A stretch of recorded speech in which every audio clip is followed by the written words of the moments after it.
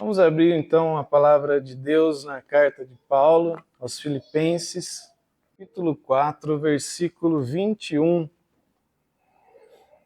A palavra de Deus diz assim: Saúdem a todos os santos em Cristo Jesus.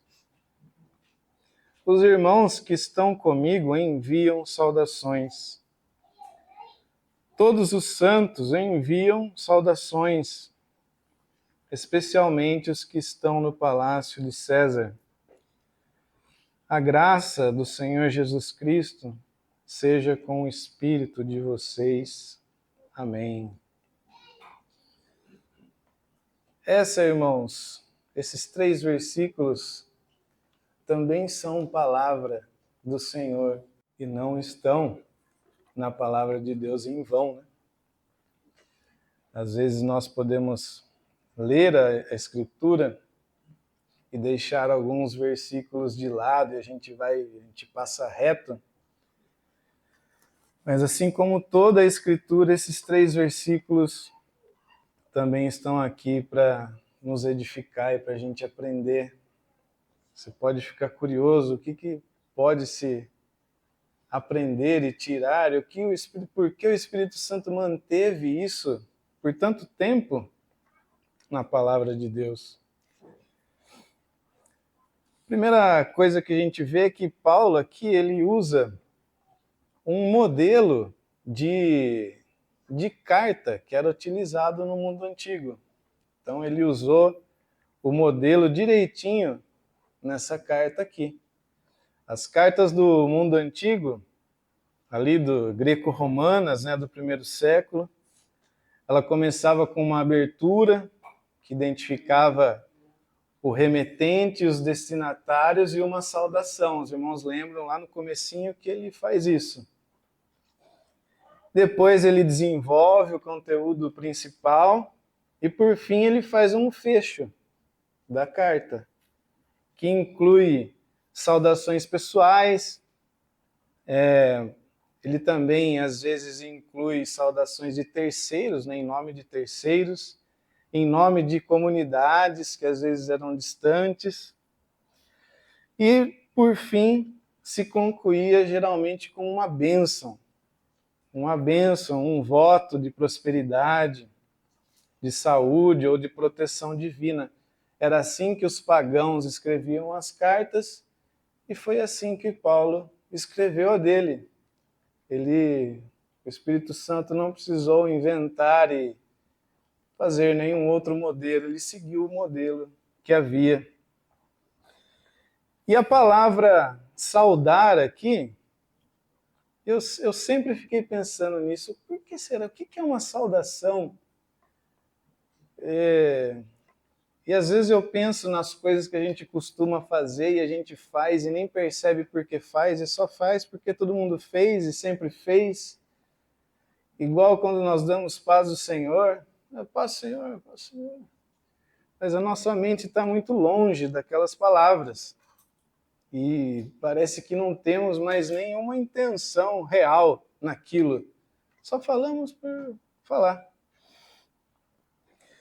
Mas aqui não é o caso, o Espírito Santo nunca fala por falar. E as saudações são intencionais e carregam um peso. A palavra saudar aqui, o sentido mais fácil da gente entender é abraçar. Abraçar, trazer para perto. É interessante, ele está mandando um abraço. Paulo mandando alguns abraços. O Espírito Santo soprando na pena de Paulo alguns abraços distantes. Isso é muito interessante. Aqui essa saudação é um ato físico ou verbal de saudar, né? Às vezes a saudação era física, a pessoa abraçava mesmo, ou só era mande um abraço para tal pessoa, saúde tal pessoa. Ou prestar respeito, demonstrar afeto e desejar o bem a alguém. E no mundo antigo, as saudações pessoais eram feitas com abraços e beijos. e gestos que expressavam, né, uma comunhão íntima, uma parceria. E eu dei uma lida, disse que era comum as viagens atrasarem por causa das saudações no meio do caminho. Então as pessoas se encontravam e desciam, abraçavam, beijavam, e as viagens acabavam se atrasando por tantas saudações.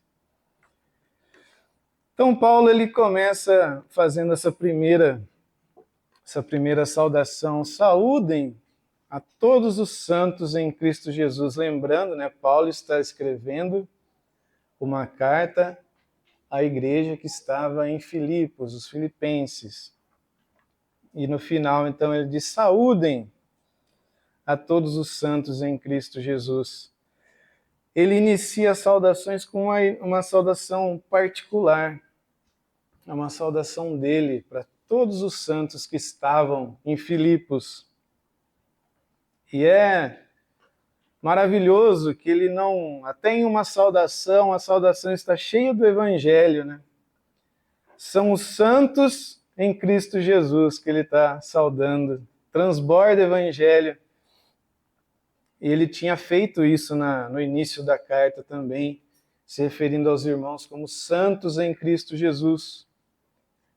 Não eram santos por mérito próprio, nem separados de Cristo, eram santos exatamente porque estavam unidos ao Santo de Deus. Nós não somos santos. Somos santos em Cristo Jesus, nele. Aperfeiçoados pelo sacrifício de Cristo, continuamente sendo santificados e chamados para viver em santidade. Em Hebreus 10, 14, diz: porque por meio de um único sacrifício, ele aperfeiçoou para sempre os que estão sendo santificados. Em Isaías 62, 12, havia uma promessa: eles serão chamados povo santo, redimidos do Senhor. Somos nós em Cristo Jesus. Então Paulo está enviando um abraço. Aqueles irmãos iriam ler aquela carta e iriam sentir-se abraçados por Paulo. Mande um abraço, abrace todos os santos em Cristo Jesus. É um abraço meu. E depois ele continua: os irmãos que estão comigo enviam saudações. Então, além de Paulo, alguns irmãos ali que estavam numa comunhão mais próxima com ele, enquanto ele estava preso, os irmãos lembram que ele estava preso em Roma, preso com uma certa liberdade ali. Ele estava numa casa alugada. Então, esses irmãos também enviam a sua saudação. Dentre esses daí, a gente pode destacar Timóteo. Né? Timóteo está no começo da carta, não está? Como aquele que estava junto com Paulo. Timóteo estava mandando esse abraço. Possivelmente o Epafrodito. Será que o Epafrodito estava lá, junto com Paulo, quando ele estava escrevendo? Manda um abraço também, Paulo, lá, meu. E outros irmãos que ele não cita nominalmente. Muito provavelmente, entre esses aqui estavam aqueles que, motivados pela prisão de Paulo, estavam pregando com mais ousadia, lembra?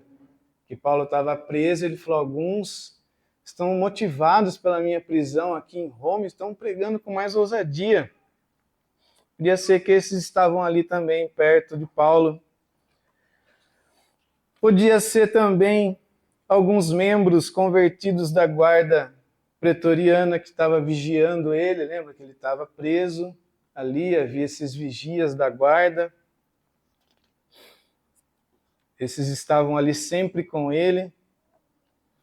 Então, certamente formou-se aí um pequeno círculo em torno de Paulo naquele período que ele escreveu a carta. Esses irmãos também enviam saudações.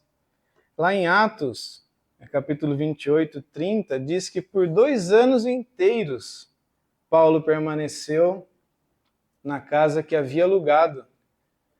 e recebia todos que iam vê-lo. Pregava o reino de Deus, ensinava a respeito do Senhor Jesus Cristo, abertamente e sem impedimento algum.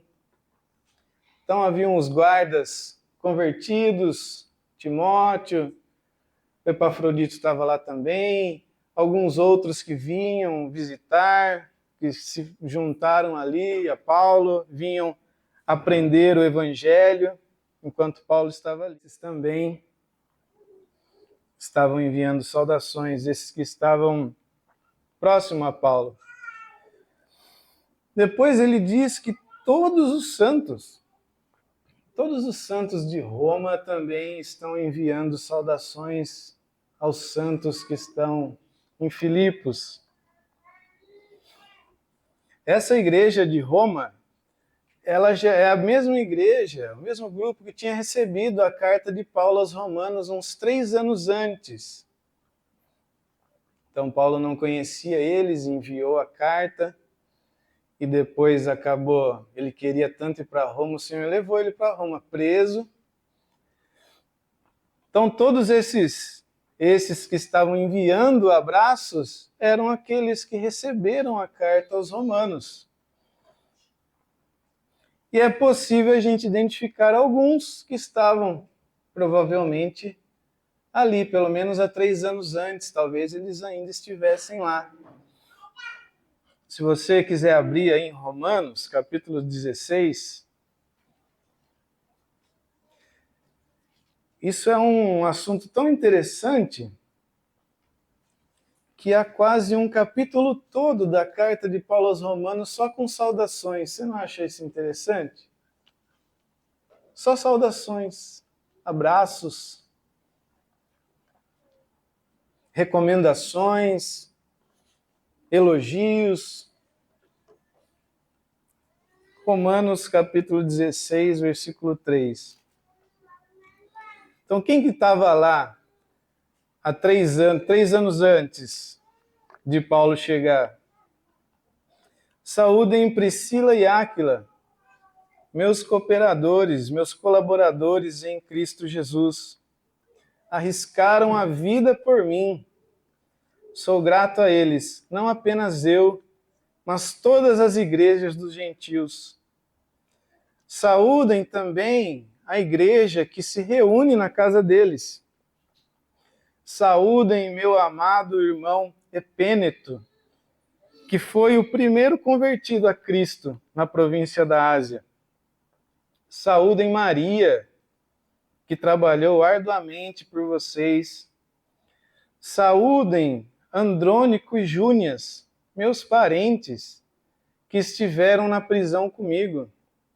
São notáveis entre os apóstolos e estavam em Cristo antes de mim.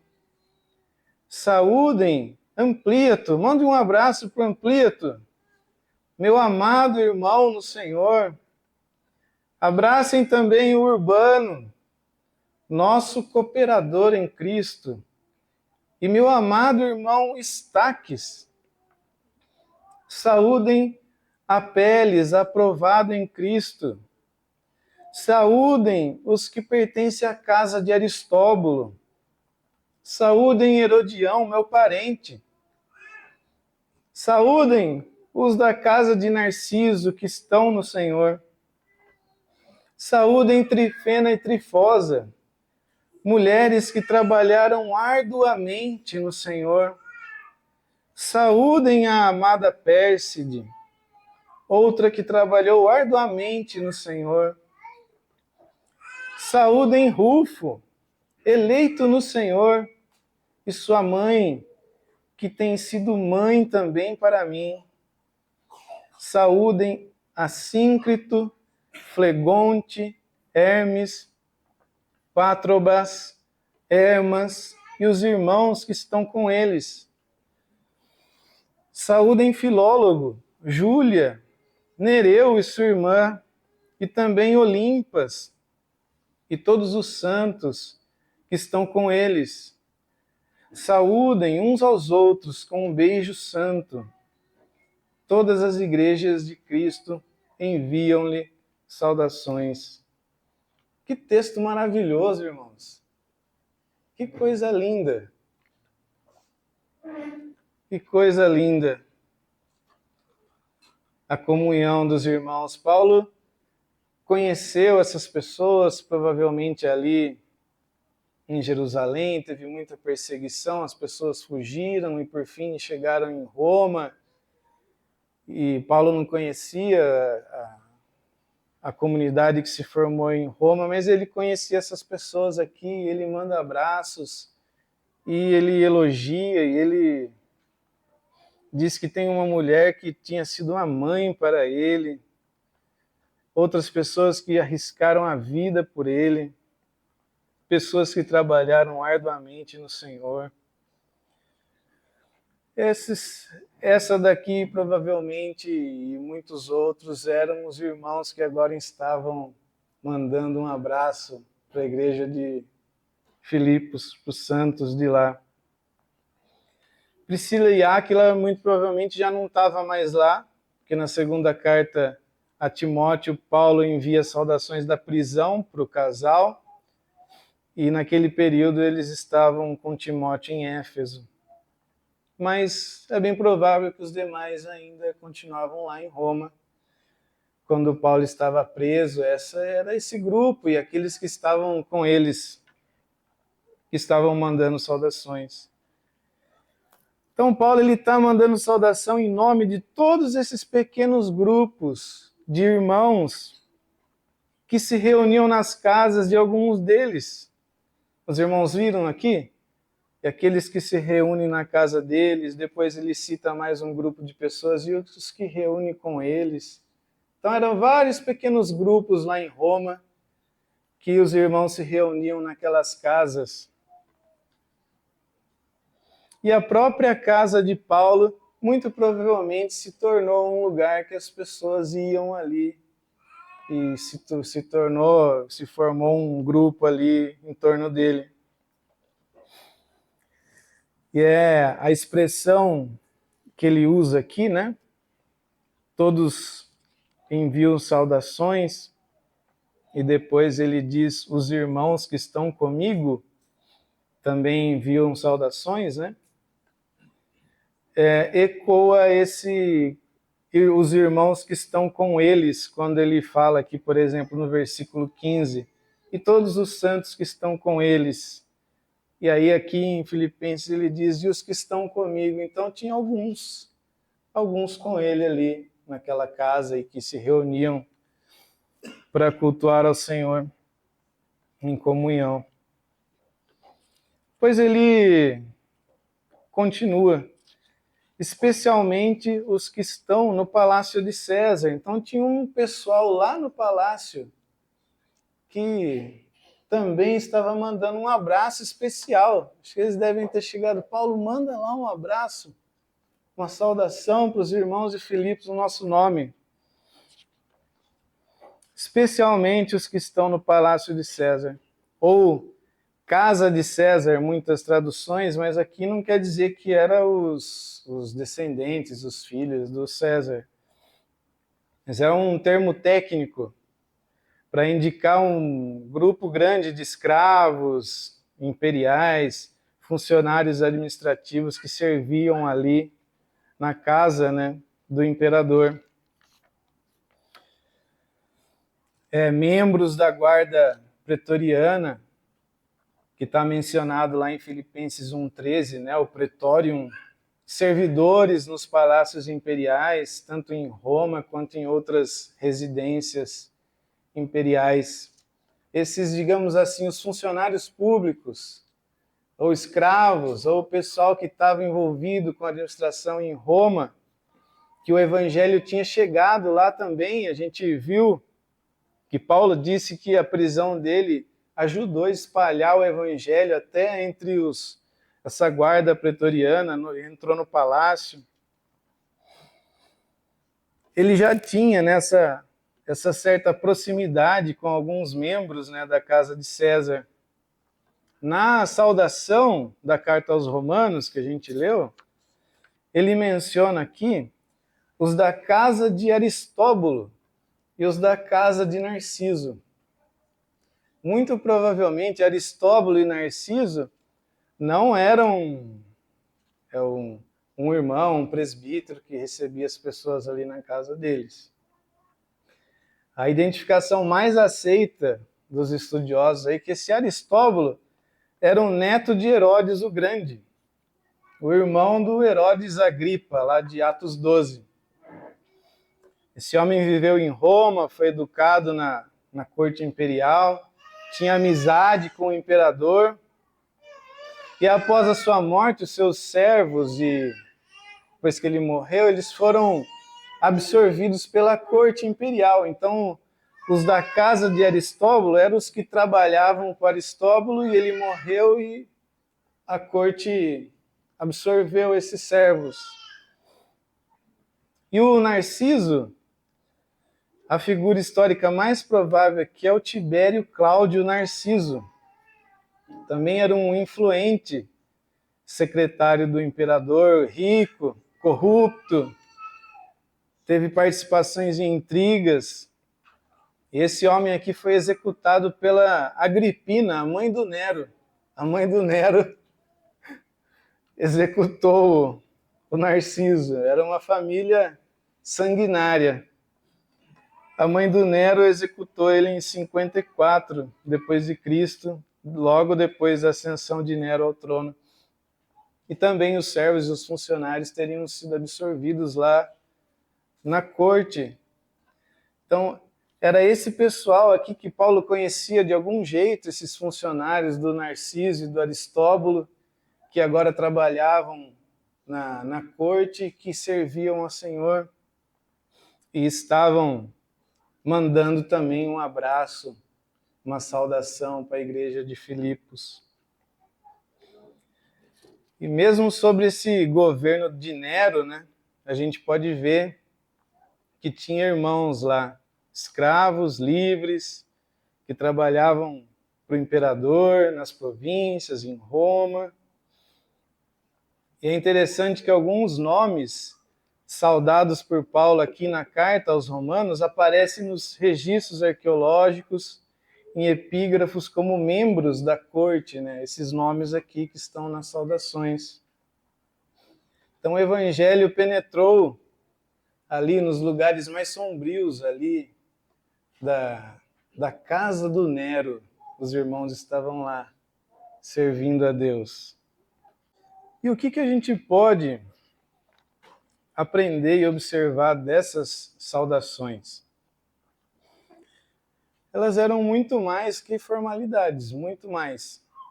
Porque se fosse uma coisa vazia, não estaria na Escritura. Muito mais que formalidades. Paulo estava aqui estimulando, ele estimulava, ele estava mantendo vivo o vínculo de amor entre o povo de Deus, espalhado por várias cidades. E essas saudações, elas nos lembram que nós somos um único corpo, um único pão. Os romanos, os filipenses, os piracicabanos, os limeirenses, os barbarenses.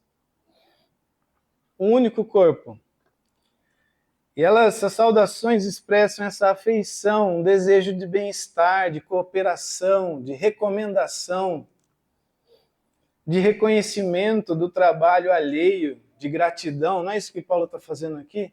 Reconhecendo o trabalho de irmãos, de irmãs, agradecendo pessoas que arriscaram a vida por ele, que trabalharam no Evangelho.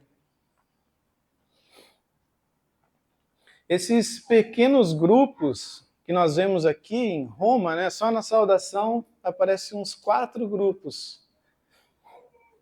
E essas igrejas locais, elas não estavam desconectadas, não eram ilhas. Eles saudavam, eles tinham comunhão, eles se conheciam. E Paulo, ele entendia a realidade espiritual da igreja, de Cristo, dessa unidade. Ele entendia a realidade espiritual e ele se esforçava para que isso fosse uma experiência concreta da igreja. Nós somos um, mas é a nossa experiência? É a nossa experiência? Ou a nossa unidade como corpo de Cristo com os irmãos de Piracicaba, seja de onde for, os irmãos que se reúnem aqui em Santa Bárbara, ela é real? Ou ela só é uma unidade só de teórica? Ela é a nossa experiência? Paulo ele estava se esforçando para que esse vínculo fosse cultivado, fosse mantido. E as igrejas, elas cooperavam entre si de diversas formas. E eu vou citar algumas aqui. A gente vê primeiramente, uma grande cooperação de ajuda financeira entre as igrejas.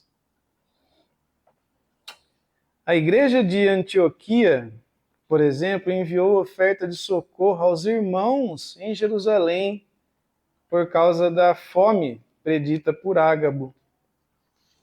Lá em Atos 11, versículo 27, diz assim: naqueles dias desceram profetas de Jerusalém para Antioquia. E levantando-se um deles, por nome Ágabo, dava a entender pelo Espírito que haveria uma grande fome em todo o mundo. E isso aconteceu no tempo de Cláudio César. E os discípulos determinaram mandar, cada um conforme o que pudesse, socorro aos irmãos que habitavam na Judéia. E eles, com efeito, fizeram, enviando aos anciãos por mão de Barnabé e de Saulo. Então, a igreja de Antioquia levantou e levou uma oferta por mão de Barnabé e Saulo para a Judéia, por causa dessa grande fome que aconteceu no tempo do Cláudio César. Houve também, durante a terceira viagem missionária de Paulo, uma grande coleta entre as igrejas dos gentios, né? Na Galácia, na Macedônia, na Caia, também em favor da igreja de Jerusalém. Em 1 Coríntios capítulo 16, de 1 a 4, tem instruções detalhadas à igreja de Corinto, incluindo a escolha de delegados para acompanhar essa entrega. Em 2 Coríntios 8, Paulo ali está fazendo uma exortação extensa sobre o assunto, falando como a Macedônia foi um exemplo de generosidade. A Macedônia era, em maior parte, os irmãos de Filipos. Em Romanos, Paulo planeja entregar pessoalmente essa coleta que ele recolheu em todas as igrejas dos gentios, em todas, né? Algumas que ele conseguiu, para levar para Jerusalém. Em Atos 24, 17, Paulo ele menciona ter levado essa oferta, né, para a igreja de Jerusalém. Essa coleta ocorreu aproximadamente entre o ano 53 e 57. Então havia essa colaboração financeira. Houve uma grande fome, irmãos estavam padecendo e os gentios ajudaram financeiramente. Tem alguns irmãos padecendo nesse mundo, nesse país? São realmente nossos irmãos? Será que temos experimentado e vivido isso de fato? O que mais que as igrejas cooperavam? Havia o apoio e envio de irmãos para servirem entre as igrejas.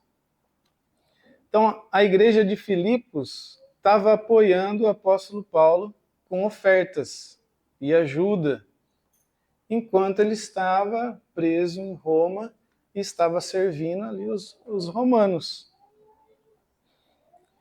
Paulo lhe recomenda Febe, serva da igreja em Cencreia, para que fosse recebida e auxiliada pelos irmãos em Roma. João elogia Gaio por receber e acolher irmãos de fora que ele nem conhecia. Provavelmente missionários itinerantes, e ainda ajudá-los na partida. Abra lá em 3 João 1, 5. A carta de João para Gaio. Amado, você é fiel no que está fazendo pelos irmãos, apesar de lhes serem desconhecidos. Eles falaram à igreja a respeito deste seu amor. Falaram aqui, igreja? A igreja que João estava participando no momento. Eles falaram à igreja a respeito desse seu amor. Você fará bem se os encaminhar em sua viagem de modo agradável a Deus. Pois foi por causa do nome que eles saíram, sem receber a ajuda alguma dos gentios. É, pois, nosso dever receber com hospitalidade irmãos como esses, para que nos tornemos cooperadores em favor da verdade. João está escrevendo aqui uma carta de recomendação para que Gaio recebesse irmãos que ele nem conhecia. E ele já tinha recebido, está agradecendo por ele ter recebido, disse que eles iriam novamente para ele receber. E João exorta duramente uma figura lá que não queria receber os irmãos. Havia uma certa pessoa influente, onde Gaio estava, que dizia que não era para receber esse tipo de gente. Havia também cooperação doutrinária. Houve um concílio, a igreja de Antioquia consultou a igreja de Jerusalém, os apóstolos, os anciãos, sobre a circuncisão. Começou a surgir uma confusão tão grande, eles foram para Jerusalém para discutir esse assunto com os irmãos de lá, com os apóstolos. Eles não decidiram sozinhos. Não precisa, de Jerusalém é Jerusalém.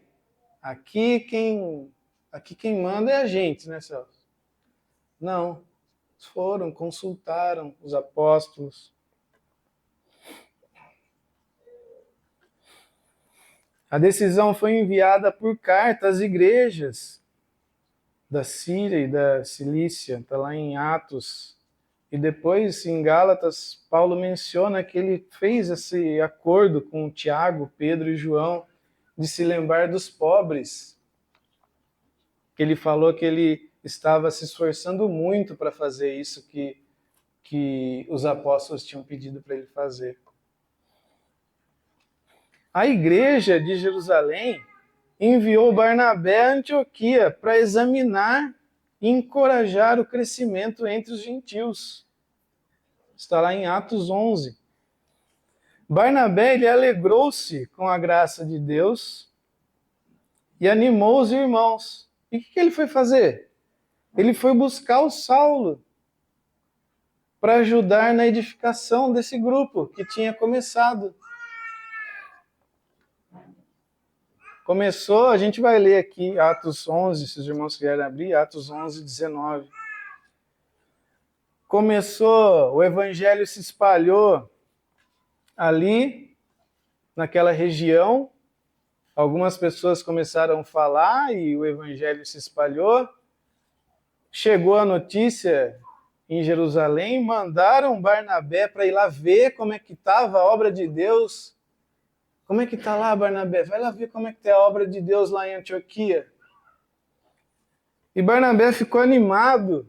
Ele ficou animado. E ele se alegrou muito. E ele foi atrás. Eu preciso arrumar alguém aqui para ajudar esses irmãos. São tudo meio novo na fé. A gente precisa de um pastor, de um presbítero aqui. Ele lembrou de um. Lembrou, cadê o Saulo? Onde que está o Saulo? Está nos desertos da Arábia, relendo os seus manuscritos. Vou chamar ele para vir aqui. Vamos ler lá, Atos 11. Os que tinham sido dispersos por causa da perseguição desencadeada com a morte de Estevão, chegaram até a Fenícia, Chipre e Antioquia, anunciando a mensagem apenas aos judeus. Alguns deles, todavia, cipriotas e sirineus, foram a Antioquia e começaram a falar também aos gregos, contando-lhe as boas novas a respeito do Senhor Jesus. A mão do Senhor estava com eles e muitos creram e se converteram ao Senhor. Notícias desse fato chegaram aos ouvidos da igreja em Jerusalém e eles enviaram Barnabé a Antioquia.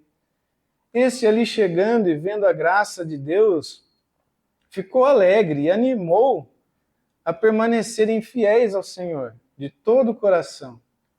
Ele era um homem bom, cheio do Espírito Santo e de fé, e muitas pessoas foram acrescentadas ao Senhor. E o que Barnabé fez? Então Barnabé foi a Tarso procurar Saulo. E quando o encontrou, levou-o para Antioquia.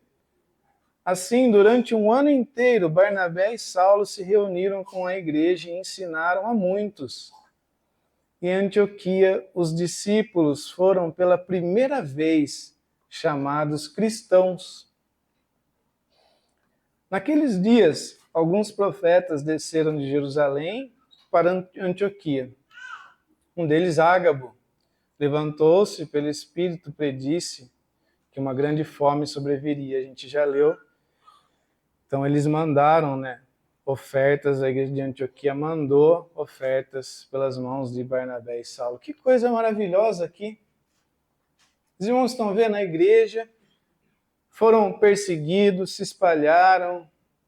Tinha alguns que, por algum motivo, falaram de Cristo só para os judeus, deixaram os gentios de fora, mas outros foram mais ousados, pregaram para os gentios.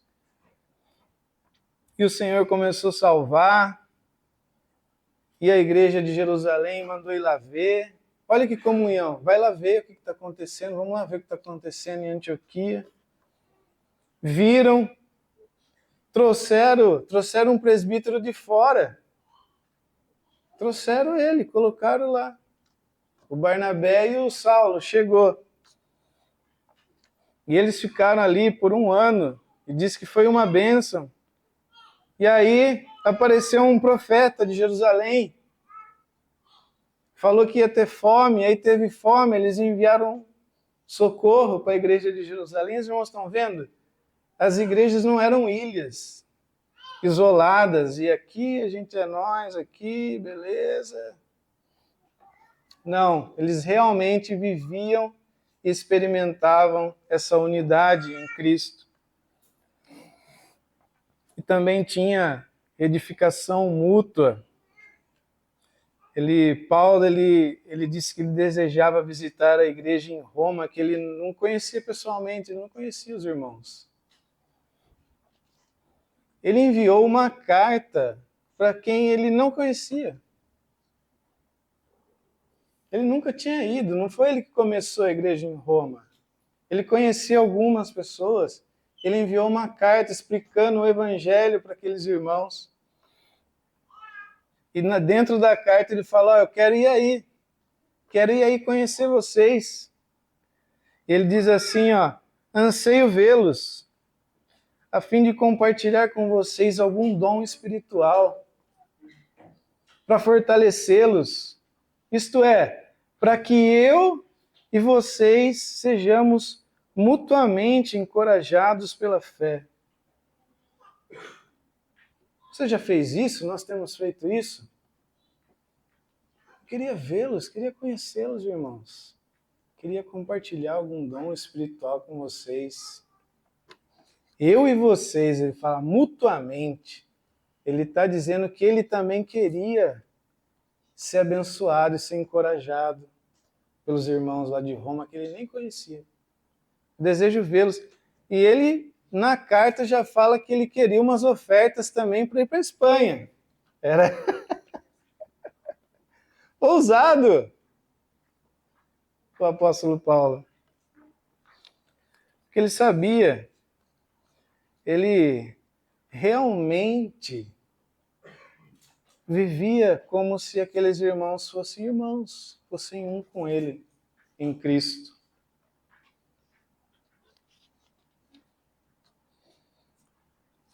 É isso que ele está fazendo aqui nas saudações, mantendo esse vínculo, essa comunhão.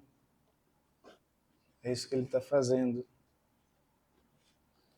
Tem muito povo do Senhor, irmãos. Eles estão aqui em Santa Bárbara, estão em Piracicaba, em Limeira.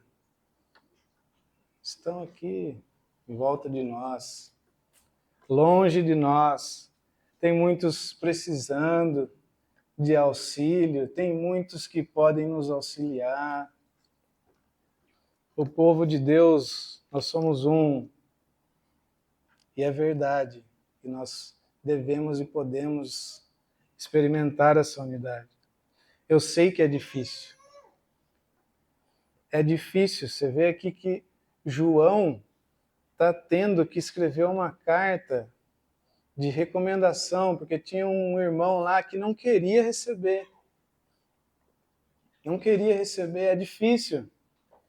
Paulo sofreu, muitos o rejeitaram, mas não foi por isso que ele se fechou numa ilha, num grupinho, e falou: aqui é só a gente, pelo menos aqui a gente não vai ter nenhum problema, e beleza. Não, ele estimulava isso, ele vivia isso. E para finalizar, depois das suas saudações, aqui a carta aos Filipenses ele faz uma saudação curta, né? Ele faz o seu voto de bênção, a sua bênção para os irmãos, que também foi bem curtinha, mas ele condensa o Evangelho. A graça do Senhor Jesus Cristo seja com o espírito de vocês. Ele condensou a bênção como sendo a graça do Senhor Jesus Cristo e o nosso ser como um todo, como o nosso espírito, né? Então, no início das cartas, Paulo ele lembra que ele adaptou a saudação judaica de shalom, de paz, e a dos gregos de alegria, né? Ou graça, ou caris, né? Ele fez o Espírito Santo soprou essa fórmula, graça e paz, a saudação dos judeus e dos gentios, agora unidos, né, em Cristo Jesus. É uma alegria e uma paz. Graça e paz significa a alegria e a paz que resultam do favor de Deus concedido em Cristo Jesus ao seu povo. E agora na bênção final ele confia o espírito dos irmãos à graça do Senhor Jesus Cristo. A sua esperança repousava em última instância na graça do Senhor Jesus. E é muito maravilhoso que ele junta aqui a graça do Senhor. Os irmãos lembram que essa palavra aqui não é um senhorzinho, é a graça do Senhor, do soberano, Jesus Cristo. Seja com o espírito de vocês. É no favor imerecido que procede do amor daquele que está acima de tudo e pode todas as coisas.